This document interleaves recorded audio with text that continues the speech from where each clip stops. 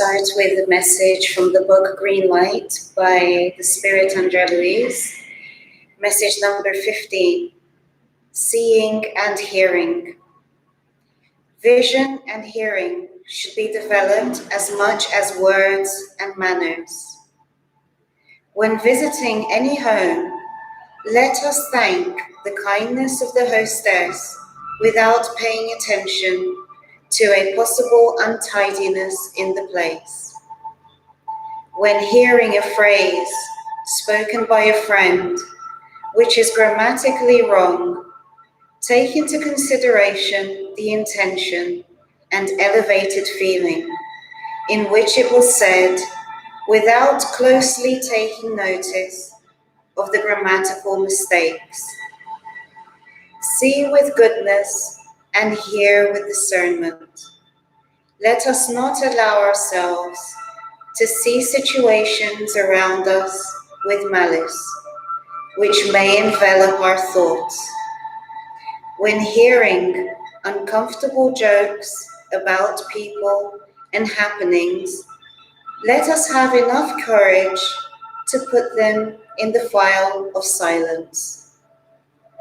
Any bad or negative thing that we may say to a friend as a secret works as if it was a poison in his ears. In any situation, it is essential not to forget that we can see and hear, thus being able to understand and help. Dear God, we are very happy to be here one more time, together with friends, for the study of the Spiritist doctrine, which teaches where we came from, where we're going to, and what is our purpose here on earth, which also teach us to have Jesus as our model and guide. May we look at him when we need to forgive, and when we need to overcome our obstacles, when we need to express our gratitude, or when we are in pain. Please help us to reflect on all the teachings we're going to have here today, and to always try to do our best in every situation. So be it.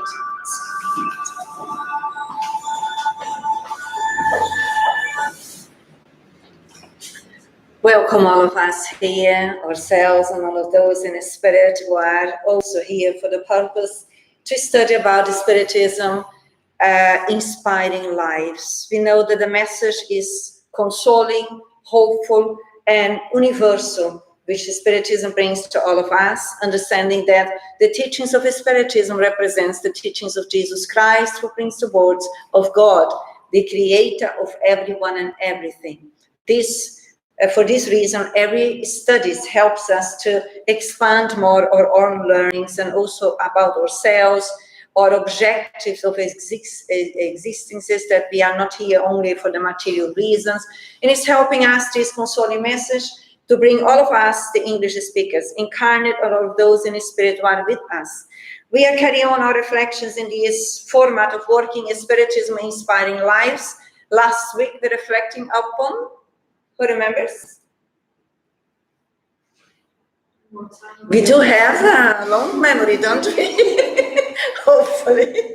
What was it, Kirosi? The immortality of the soul. Good. We are all immortal beings created by God. We live beyond the physical body. We come back to the law of reincarnation as many times as we need in order to carry on our evolution. So today we carry on studying about the main principles of Spiritism, but today we move on to the different inhabited planets, where we carry on a study within these main principles of Spiritism, which we are still reflecting upon. And we start by, there are other inhabited worlds in the universe with beings at different degrees of evolution, some less, some equal, and others more evolved than men on earth, which means us.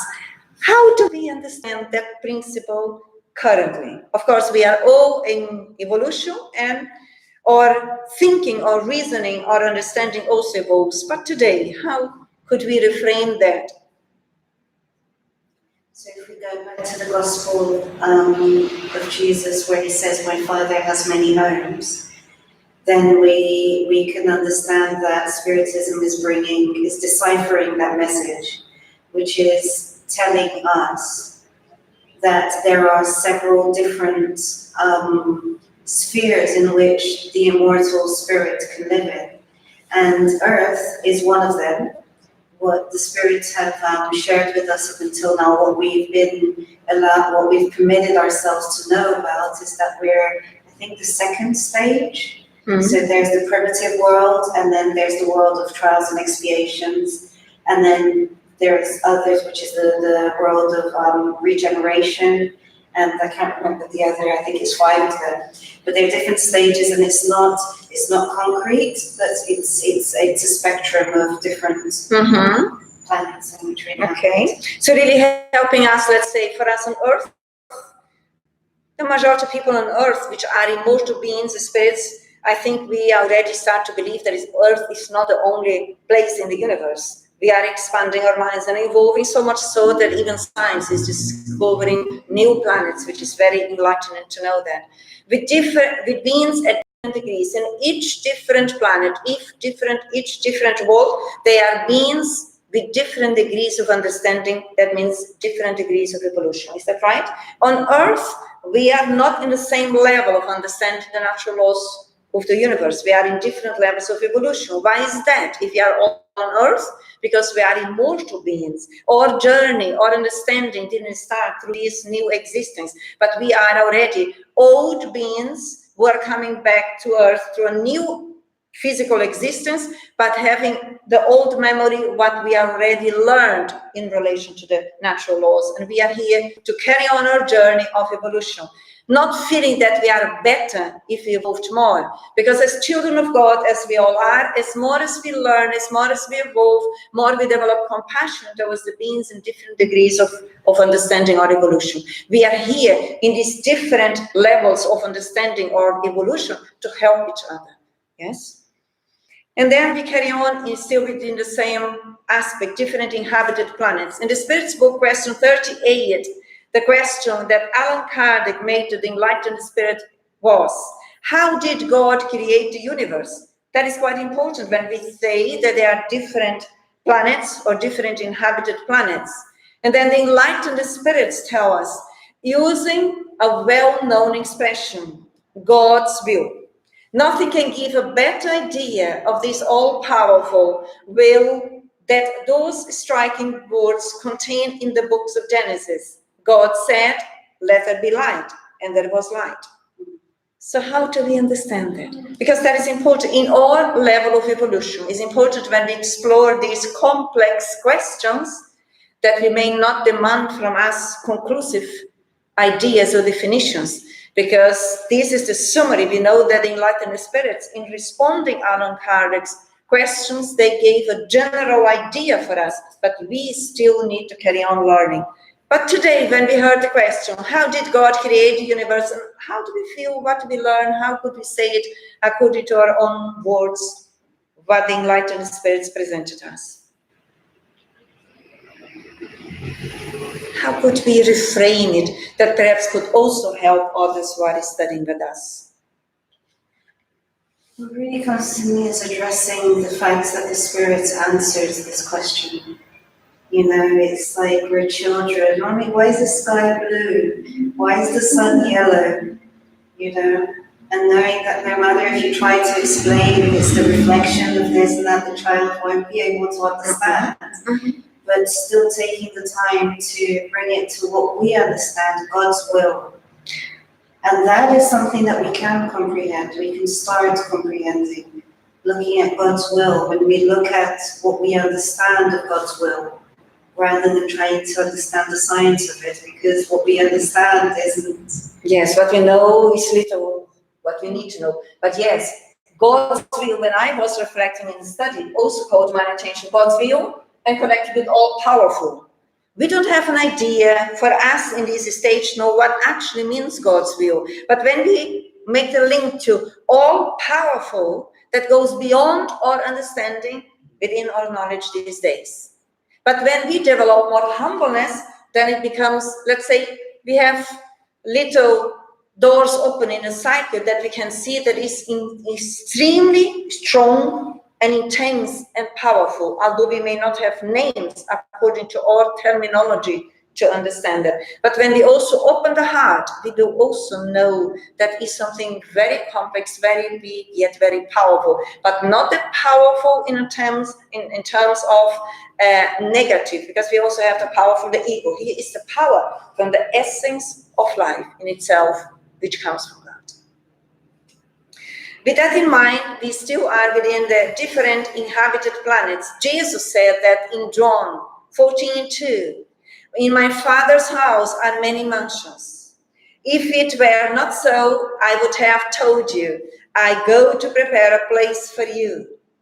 He's talking about the many mansions in Father's house, and he is talking specifically about earth, where we are, isn't it? And how is that coming to us now?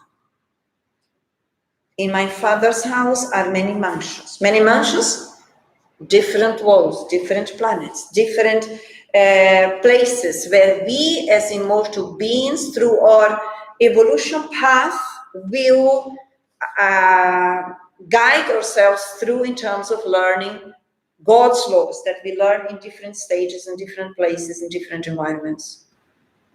What else comes to us? What comes to our minds when Jesus said, I go to prepare a place for you? Who is Jesus? For those who never heard about him, how could we explain? Who is Jesus? He's our master. Jesus is our master. He's our guide. Is our guide. He's the greatest therapist. Is the greatest therapist of all. Is the greatest doctors of all. Is the greatest teachers of all. Is the greatest educator of all. What else?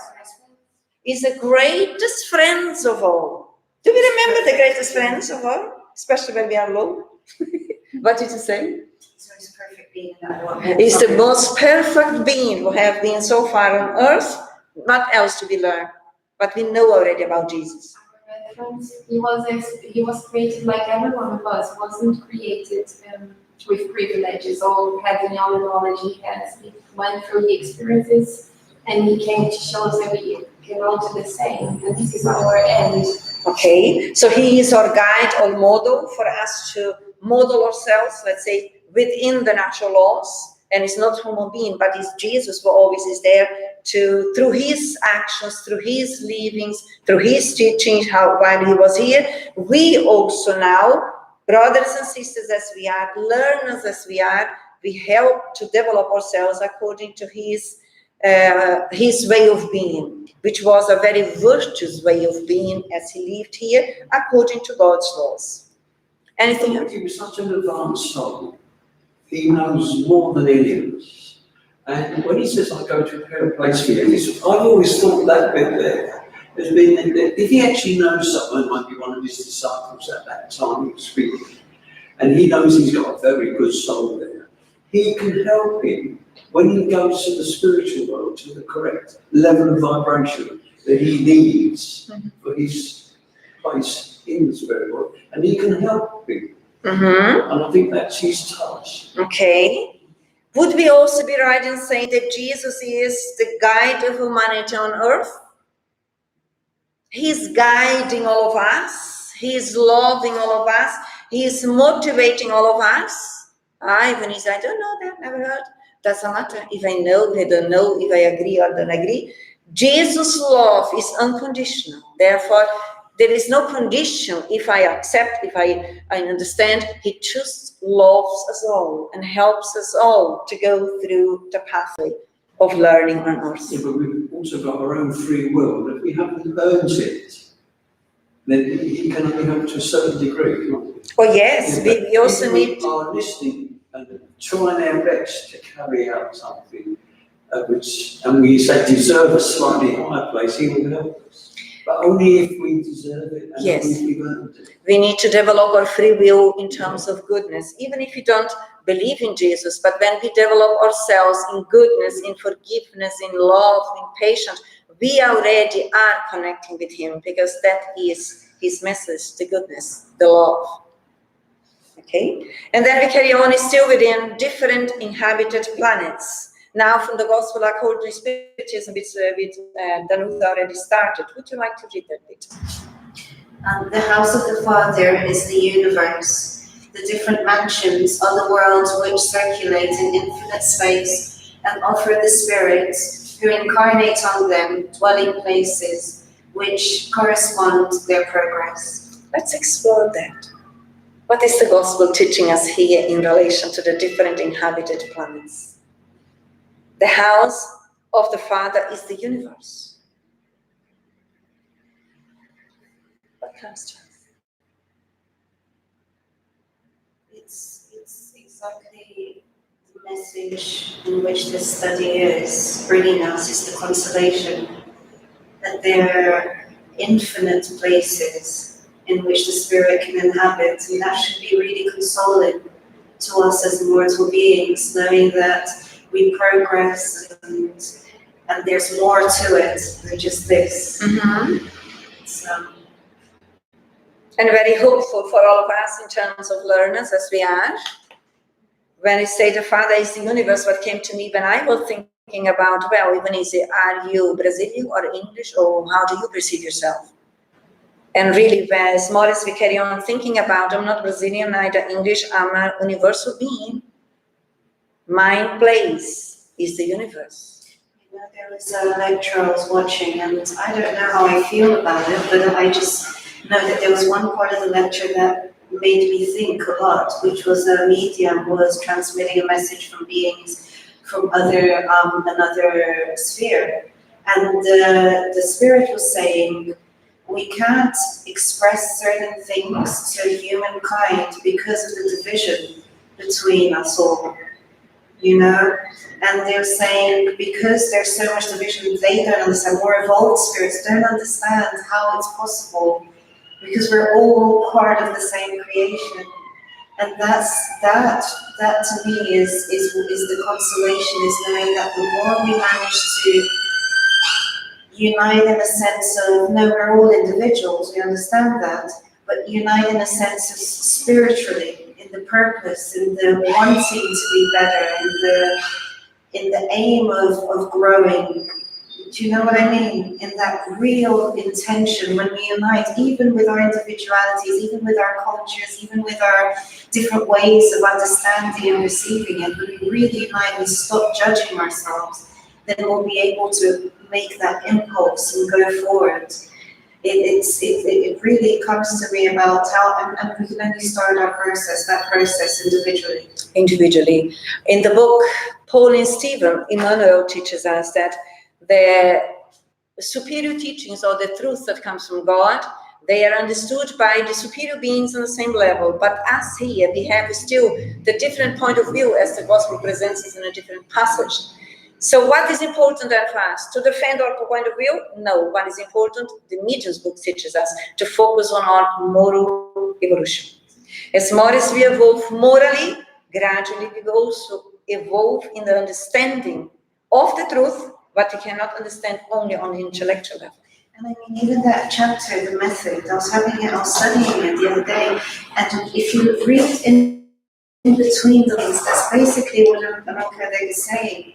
Don't worry about all the method and intellectualization, moralize yourselves, and then naturally you gravitate, and you become the light that is necessary, rather than trying to just blah, blah, blah our way through. And why is it so important when the superior spirits teach us that we need to carry on a study, which is natural, throughout our journey? But why do they point out in don't be so focused in having your right viewpoint and focus on moralizing you? Why is that? Why do they say that? Can we read between the lines? It is because when we choose to go through developing ourselves in the ethical, moral way, we are developing actually our emotional intelligence. Therefore, as more as we moralize ourselves, more we can love, more loving, more we can understand. But we cannot understand just on a cognitive level. Is that making sense? Yeah? And then they say, the different dimensions are the worlds which circulate in infinite space and offer the spirits who incarnate on them dwelling places which correspond their progress. We reframe that part now. How do we spirits reach the possibility to be in a different world? How do we promote ourselves, or how do we end up to be on Earth, for instance, us, if you take us as an example? How did we end up on Earth? Is that not a good question? There are so many different planets. How did I end up here? What do you think, Cynthia? I think it was here to help. I was reading the Spirit's book, and there was a question saying that the evolved spirits, they plan their reincarnation. And then I said, okay, let's plan mine. And then I said, I put the first question, what are my the shortcomings, the shadows I need to work on? And then I said, not an RFC, you couldn't write anything. I said, no, I'm not going to plan anything. I'll get some help and get a plan done, because it's quite hard. But I think we get to where we are by the efforts we make. Yes, we are on Earth because this is the level of evolution that we reach throughout centuries and centuries. Be honest and humble, that is it. No one placed us here for us. We are in this moral elevation or moral evolution that we are capable to learn in this school Earth. Planet, trials and expiations. Guess what? Carry on studying the Gospel according to Spiritism, which talks about the different planets and says us, is it still a primitive one? So it's not to feel in despair. It's just to notice where we are as children of God, how we used our free will so far, and where we are. But put the efforts in, move, grow. The changing process on a moral level, that is what promotes us. It's not only an intellectual. Intellectual we have gone through for centuries and centuries, and we read everything in a false way. When we open the heart, then we really mean what the words say. And then we promote ourselves, because you rightly said, as more the spirits are evolved in the higher spheres, they choose where they inhabit, but not us. We still are guided. Therefore, we are not free as we intellectually sometimes think we are, or in a prideful way we think we are. We are here by the blessings of the superior beings who love us deeply and saw us suffering for centuries and centuries. Through the mercy of God and the help of them who have been organizing our existence, we are here. Thank God, and we should be grateful every moment for that, because we have, let's say, been granted to be here while others would like to be learning on Earth and they haven't been, because we are occupying the place. We cannot all be here. So it's very special moments for our existences, because life on Earth is a very short period if you consider all the immortality of the soul. So we need to make the maximum of it. You want to say something? Yes, I was thinking about free will as well. Because what is the point of having a lot of free will if in my case, if I didn't know how to use it? Because I thought in the case where I was stuck, I thought if I had the choice, if I could make it, if you think about, to be honest with us, in the stage where we are, and we could use the free will to choose where we want to incarnate, what would we do? Where would we choose? We don't know. Children of God, we would end up choosing go in the celestial world. Everything's peaceful, harmony, goodness. But natural laws which we bring within, we cannot go beyond what we, through our effort, build. So in reality, it's not the benefactors who put us here, it's to help us to come back where we already are, according to our level of evolution, where we are. Because if we would go higher, we couldn't support that.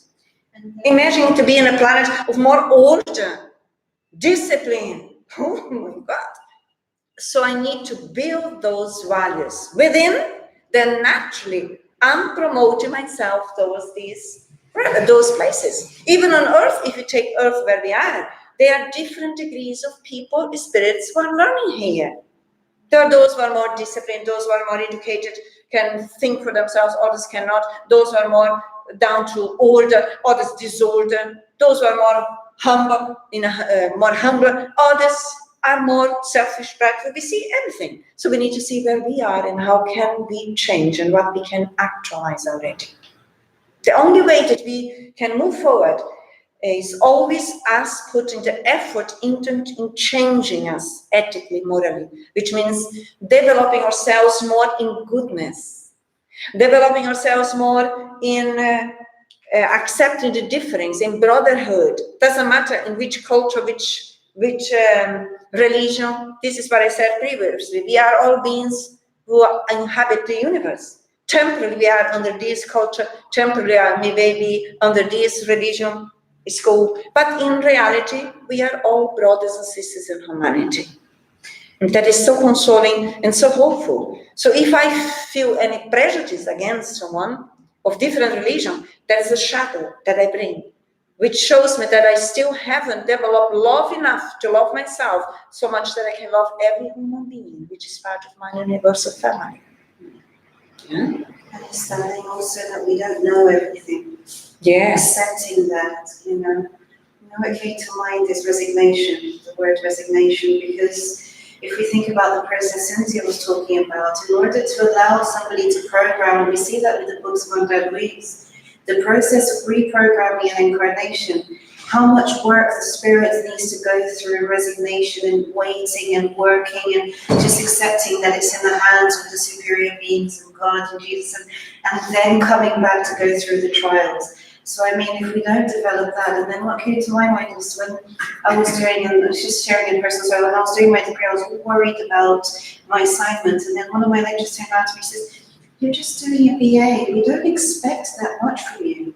Just hand it on time and answer the questions. Don't try and make things too complex and you'll be all right." And that's the same thing as us in this world here. We overcomplicate what it is that we need to do when really developing love for one another, developing a little bit of the virtues, the exercise of developing the virtues. It shouldn't be as much hard work as we put it in to be. It's not as hard as we think as children as we are. It's not as hard as we think as prideful and selfish people that we are.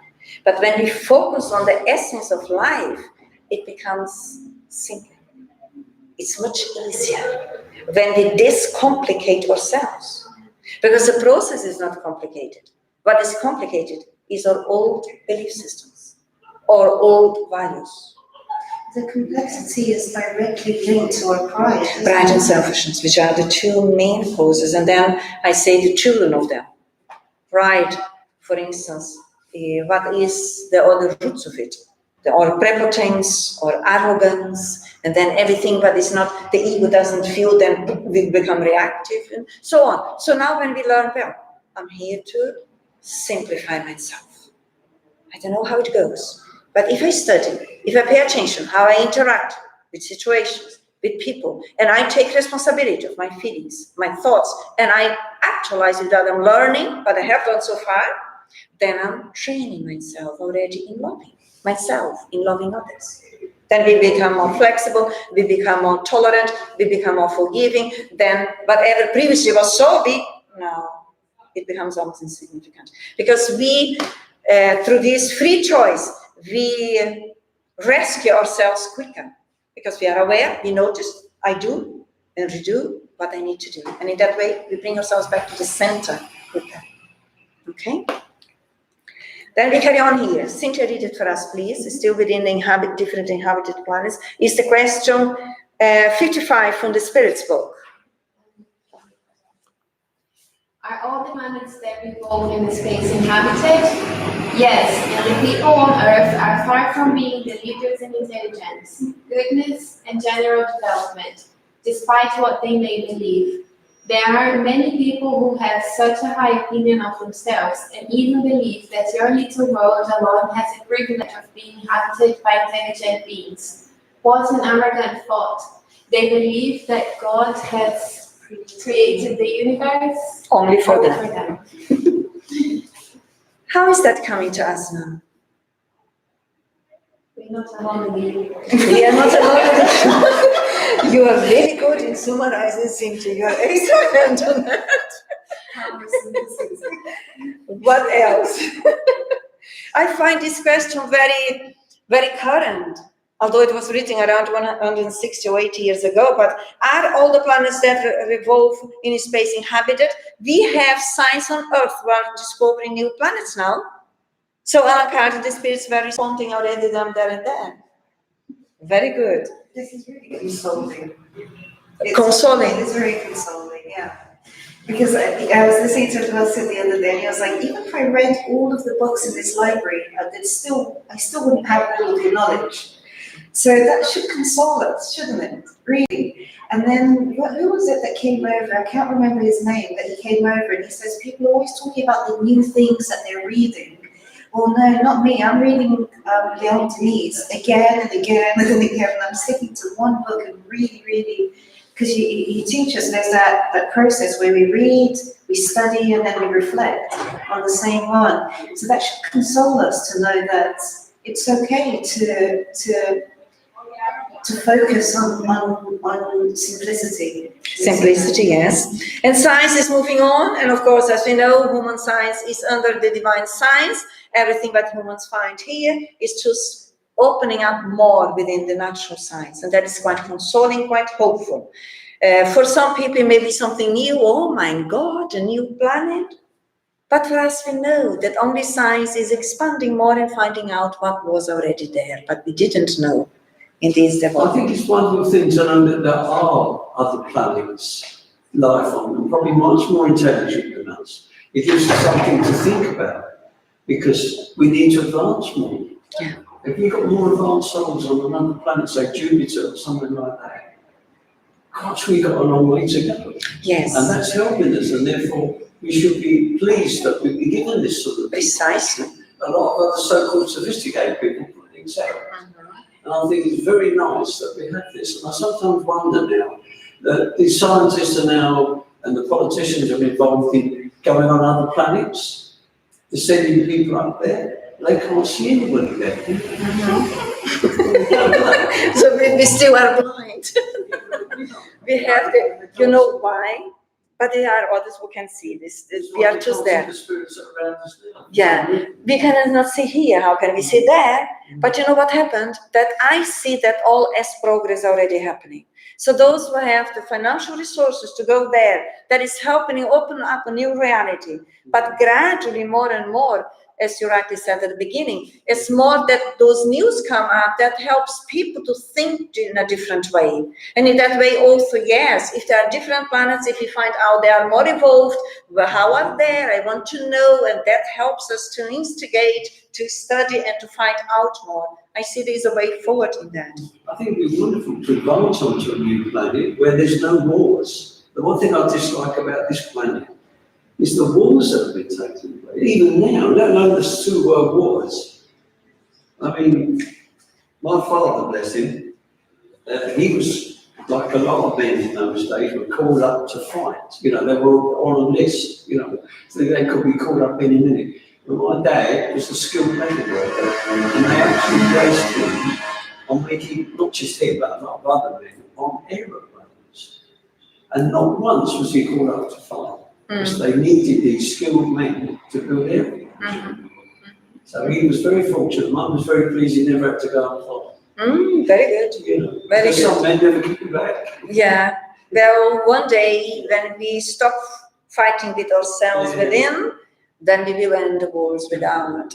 Because everything starts within ourselves. When we carry on learning, carry on studying, carry on promoting ourselves in a loving way, and understanding that the wars is the extension or the evidence of lack of self-love on the individual way, which comes out on a collective way. So as more as we learn about love, this is why in the Medium's book, the Spirits say, concern about your focus now at present in learning to moralize ourselves, because as more as we moralize ourselves, more we educate ourselves on the emotional dimension. And that helps us to become better and also to stop fighting within, and then we become instruments of fraternity, of solidarity, of goodness without us as well, around us, in our families and our communities, wherever we are. Then is still in the book, question 55, the spirits carry on saying to us, which is a different paragraph. God has populated planets with living beings, all of which have a role in the ultimate divine plan. believing that living beings are confined to the one point of the universe inhabited by us, cast out of God's wisdom. God has done nothing in vain and must have assigned a purpose to every other world that is more important than merely serving as a loving backdrop of our planet. Furthermore, there is nothing in the position, size, or physical makeup of Earth that warrants the assumption that it alone, of the thousands of planets in space, has the privilege of being inhabited. So what is that coming at us? How are we advancing in our thinking here? I think when we look into the nature, everything has a purpose. And Allan Kardec, I think he tries to make us think about the purpose of everything in life. So now we are discovering many planets and big things, and how can they all be useful in the creation, in the universe? What's the purpose of all of these different worlds? Mm-hmm. That's interesting. It's very interesting, and as you were speaking, it just came to my mind, and they are all interconnected. They are all interconnected. And also all the beings who inhabit them, they are all interconnected. Why? Why are the planets all interconnected and the beings who live on them interconnected? Have the same creator. Because we have the same creator. And everything and everyone is connected through his love. And we are moving, let's say, as we are learning through his will in these different functions or different planets in different degrees of understanding, carrying on learning. Just one God. One God is the one creator, which guides us all, although we may be learning in different planets, but we are all united and connected by the same creator, which is God. Anything else, Gracie? No?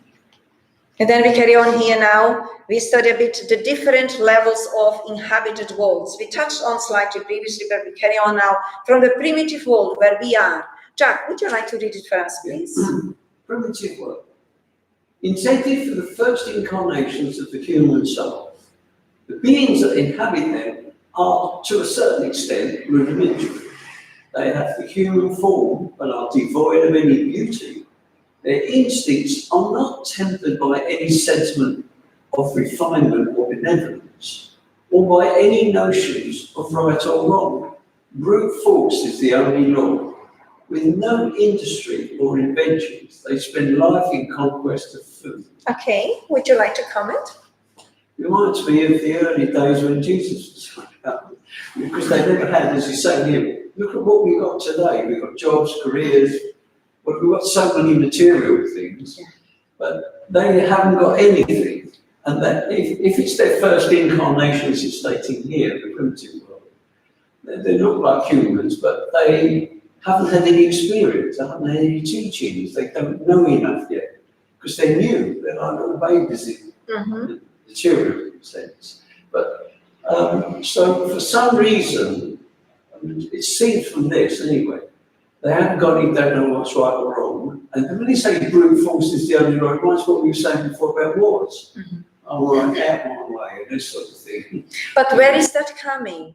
Because it's interesting when we reflect here, intended for the first incarnations of human souls. So who are the human souls? Spirits. Where are we coming from before this stage?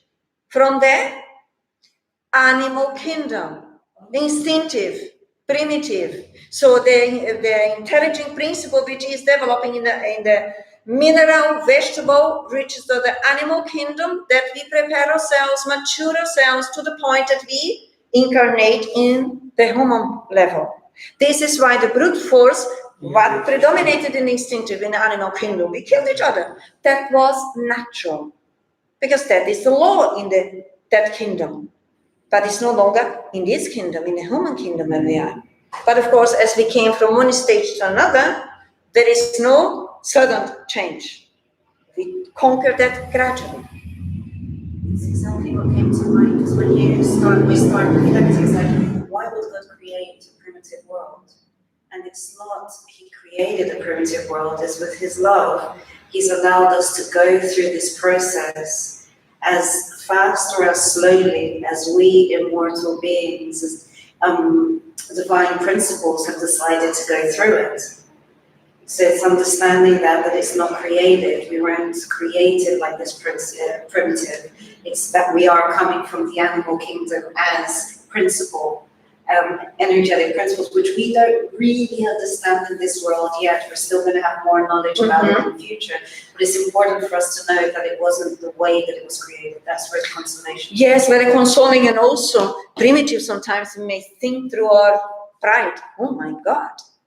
Well, if you look at it from a loving way, the primitive world, as we are learning here, intended for the first incarnations of the human soul who came from the animal kingdom, merely means different stages in evolution, different stages of learning in the universe. Okay? Then we carry on here still with the same. Now the world of trials and expiations. Do we know about this planet? That is where we are. And guess what? We are taught by the spirits for many, many incarnations. But let's see what we learn here. Cynthia, would you like to read it for us? The great number of superior intelligences amongst your inhabitants indicates that the Earth is not a primitive world, destined to receive beings who have recently left the hand of the Creator. The innate qualities which they bring with them constitute a proof of their having already lived and achieved a certain degree of progress. But the number of vices to which they are subject also shows their great moral imperfections.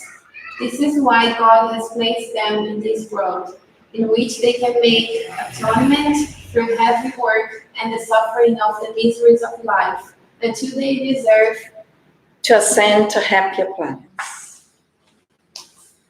As we are learners in this world of trials and expiations, where Earth is placed where we are, what do we learn now from here? So we move from the primitive worlds now to the worlds of trials and expiations. What is a trial? Hello, what is a trial? It's an experience we attract to evolve. It's an experience that we ask or we attract in order to learn. To learn what? What we haven't learned yet. In which level? Intellectual and moral. Correct?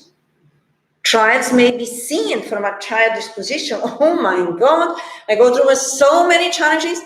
Revising, that means we go through so many different possibilities of renewing ourselves. Trials mean experience. Expiations also are experiences that we failed in the previous trials. And then we asked to go through, or if you don't ask, we are asked to go through. Do you know what I mean? The benefactors will guide us through the experience that we need in order to develop ourselves. Again, we cannot promote ourselves beyond what we conquer within ourselves. Because where are the natural laws? Written within in our own consciousness. Therefore, the universe can be inviting me, move on, even easy, grow, learn, be better, improve yourself, work towards the good of all, forgive. And I may say, well, I don't want that now. When the experience comes, I react with my old way, or I allow the old man in me, the old tendencies, predominate. This is why no one can make the changes, only us. We can inspire each other. We can help and study together as we do, which is very, very helpful. But in the end of the day, when it comes to renew the habits, use the free will, develop it according to the natural laws and according to the law of love, then it's down to each individual. Otherwise, we wouldn't evolve. Is that making sense? And then still we are within regenerative world, within the levels of inhabited worlds. Now we move to the regenerative world. What do we know about this world? Nothing? I do know. That is the next step where I want to be. I don't know you. What means regenerative world? It's a world that we are not yet helpless, but we are just a step before, just after the fire, and This will be in it, but not yet so like we will not yet be of the world. So just listen. We are not perfect yet. Not perfect, yes. Okay. So if you go back here, worlds of trials and expiations, what predominates in these worlds? Huh? Ego. What predominates in this world apart from ego? The ego state of mind means selfish people. And we are all. What differs is the degrees. Pride and selfishness. What else predominate on the world trials and expiations? We are here. What predominates? Pride and selfishness. Pride and selfishness, we said already. What else? What predominates in the world of trials and expiations? Matter over spirit. Ah, yes. And what does it mean? Think. What does it mean? Express. What does it mean? Matter over spirit. It means that we're influenced by matter, so we still in a stage of evolution where we are as essential psychological and emotional beings, we still are very enslaved by the material aspect, correct? It's not the material world which is the problem, it's internal, or tendencies, or values. So matter predominates spirit. Let's say the evil predominates in goodness, correct? Now we move on to the regenerative world. Grazia, would you like to read that for us, please? Regenerating worlds serve as transition phases between those of probation and happiness. The penitent soul finds calm and rest on them, and can continue the purifying process. Beyond doubt, man still finds himself subject to the laws that rule matter. Humanity still experiences your sensations and desires, but is liberated from the ungoverned passions to which you are slaves, freed from pride which silences the heart, envy which tortures and hate which suffocates. On all sides of the world, the word love is written. Perfect equity resides over all social relationships. Everyone recognizes God and tries to travel in his direction by fulfilling his laws. How can we summarize that now? So maybe matter is not the focal point in here. We are trying to look inside of us, not looking, the focus is not external, starting to be more internal, and focus on the spiritual life, not in matter as much as the other trials and expiations. We still, here we are, all on planet trials and expiations for us to dematerialize ourselves. How do we do that? Learning to spiritualize ourselves, and there the use of free will in the how we choose on daily basis to interact with experiences. That is the main goal for us. We will not reach the other step in evolution, which are the generative worlds, unless I learn to dematerialize myself here and to spiritualize more, so that I, let's say, naturally boost myself towards those planets and learn there. Still, it is perfect there. Don't expect not having any trouble anymore there. But as more as we spiritualize ourselves, more easy it is to go through as learners. Because as I say here, we also will free ourselves more from pride, from selfishness, from envy, from all of those shadows that leave us temporarily in a very gross psychic sphere internally, heavy state of mind. And as more as we choose the opposite to cultivate the virtues, which we naturally will do as more as we understand and put the efforts into it, we will promote ourselves to the next one, next phase. And then if we carry on still within the regenerative worlds here, let's move the next one. Danusa, would you like to read that one for us, please? He still has to suffer tests, although without the pungent anguishes of atonement.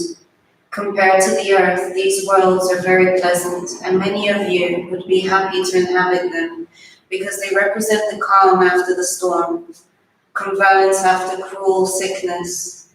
Nevertheless, being less absorbed by material things, Man perceives the future better, comprehends the existence of other pleasures promised by God to those who show themselves worthy, when death has once again released them from their bodies in order to bestow upon them the true life.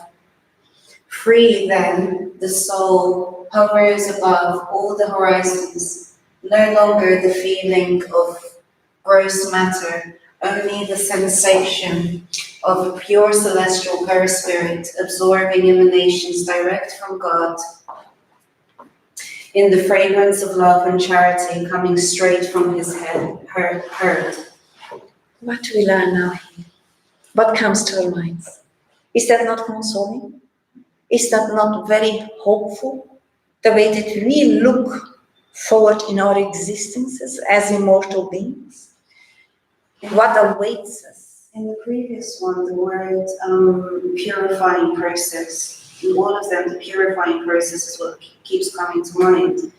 And when we talk about purifying in this world, we've got a really erroneous idea of being pure, and it's different when we start to understand that we have this physical body, which we'll have in other planes as well. We have our perispirit as immortal souls as well, and it's the perispirit that's going to be purified, because we can't fake this process. So how do we purify ourselves in this stage where we are? So this is the process in which we're going through, and this one here, I'll answer the question. So this one that they're talking about, the being has managed to, it's like a funnel with water, dirty water in the primitive world.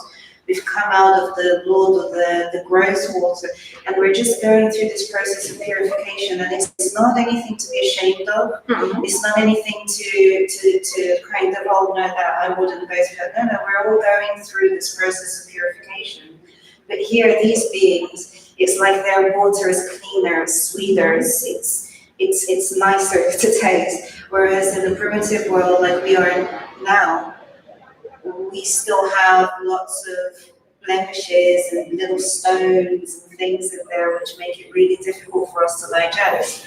So the way that we can help to purify ourselves is to start eliminating that which we're aware of in ourselves by developing more love, developing more understanding, eliminating judgments. It's trying to find out where it is that our heart palpitates the fastest. Is it with anger? Is it with impatience? Is it with, what is it that we've got there? And then start working on that. And I think that's the process. And we don't do it on our own. It's not like we're doing it on our own. It's like when we open up to start doing this process, we'll have the help from these beings, from these worlds which are helping to cleanse us. Which is why we have the healings, which is why we have prayers. That's why we have mediums and the sensations to help us to go through this process of self-purification of our perispirit.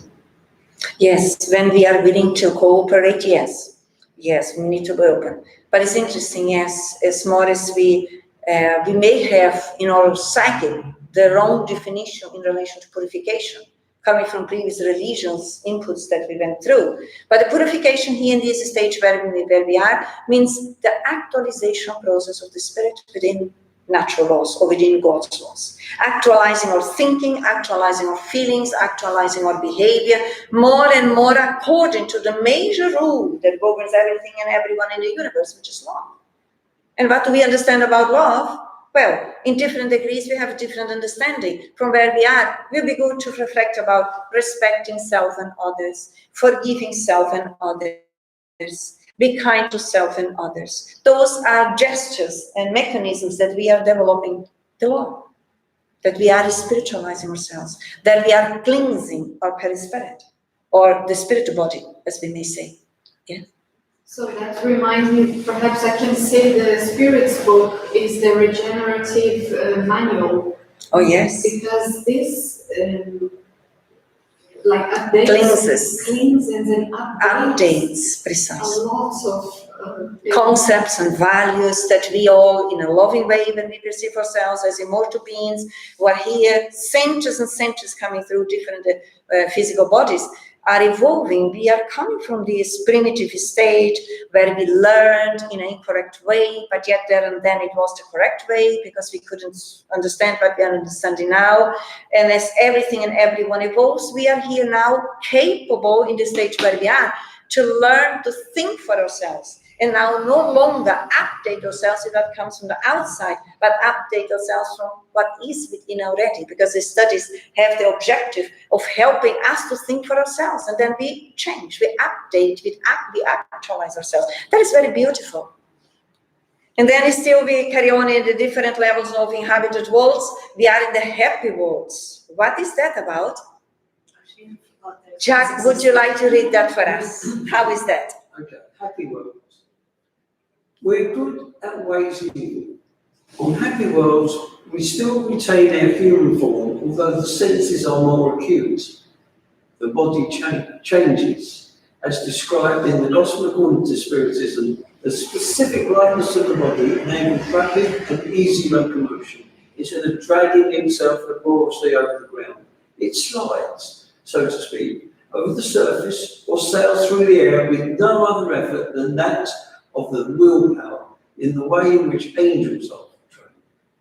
With the improvement in our bodies, the years of infancy and adolescence are shorter, while the average lifespan is much longer than on Earth today. Please carry on. Are you already covered? Yes, please. Politically, on such worlds, relationships between nations are always friendly and are never disturbed by the ambition of dominating their neighbour, or by war, which is its consequence. There are no masters, slaves, or privileges of birth. Only moral and intellectual ascendancy establishes the different positions. Authority is always respected, for it is granted only to those who have merit and is always exercised with justice. Plus this one, please. Hatred, jealousy, and selfishness are not present. All feel a sense of fraternity and love, where the strongest is stoic. Possessions are related to a person's intelligence, and no one lacks their basic need for living. From here, the next transition is to a purified spirit who lives on the celestial world. So what have we learned when we heard about happy worlds? It's something to look forward to. To look forward what we've got here. I've said before, no war. Precisely. No war. What is there then? What predominates on happy worlds where we are going to? Fraternity. We are all brothers and sisters in humanity. There is no difference between cultures. There is no difference within sexual expressions. What else? Respect amongst the different people. Correct? What else predominated? Tolerance. What? Love, precisely. More love towards each other. We are really living as a one big family. What is mine is yours. Really even easy? Yes. We will reach that level of detachment that what is ours is also to others. And it's wonderful to know that from there, we've got transition to the purified spirit. We do, and let's see what we read here, Jack. Read it for us, the heavenly divine worlds. Where good reigns completely, all inhabitants are purified spirits. There is no evil. Is that something to look forward? That is consoling. And that is the destiny of all of us. Yeah. Incarnates and those in spirit who are studying with us. That is all destiny. Given by whom? God. God created us simple and ignorant and gave us the faculty of freedom for us now to learn freely, spontaneously about the natural laws that we bring with them and freely, spontaneously to live according to them. In that way, we individually will promote ourselves gradually throughout different existences in these new spheres. And one day, all of us will be in a heavenly or divine worlds. Talking for myself. You hope. Yes, yeah, all of us will, for sure, because this is the will of God. It's not only us, it's the will of God who is promoting and guiding all of us towards that.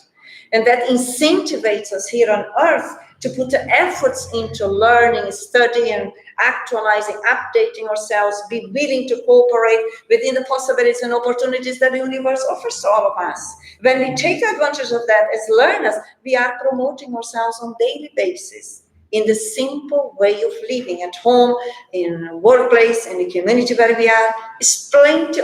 We find plenty of possibilities there to renew us.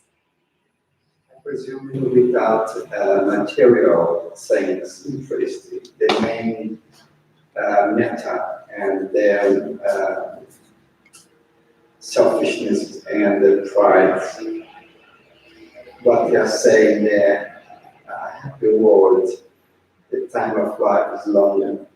Yes. This is the enlightenment. And I presume the period that stage in the earth is shorter, like it is longer here and shorter in the, what you say, in the spiritual world. Mm-hmm. And this is the inversion of life. This is longer here, shorter there, because then there we erraticity, we stay shorter there. It's more or less on earth. When we look back, let's say 50 years ago, did people live in the age that people live today? And if you look 100 years back, gosh, 40 years was old. These days is new. People are living longer. And that is more as we evolve. Less time in the childhood we need to have to go through and adapt ourselves in a new body. Because it's all about, as more evolved the spirit, less need, less time we will have to adjust ourselves. Because we are already more spiritual than matter. Lighter. Yes, brighter. Lighter, brighter. So do we all feel hopeful to be on the journey of evolution? Do we all feel hopeful and consoled that we are guided by the love of God? Yes. Let's move forward. And in that way, we are coming to the end of our meeting today. And as always, we concluded with our hearts full of love, hearts full of gratitude for the infinite love and mercy of God, Jesus, and the enlightened beings who love us all, helping us to understand that we all are essentially beings of love, of light and peace. May we all choose to forgive ourselves, to give us opportunities to renew us, to update us in our thinking, in our ability to behave amongst each other, exercising more and more fraternally, exercising more and more solidarity, exercising more and more freely and spontaneously forgiveness, tolerance, compassion.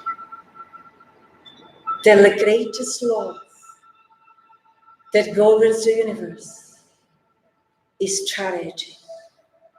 And charity means love.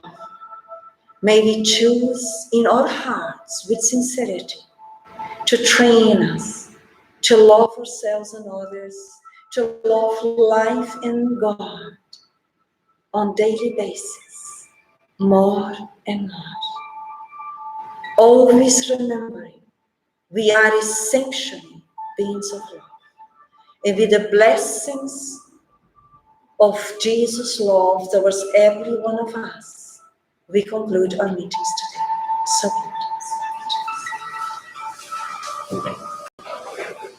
Thank you for listening.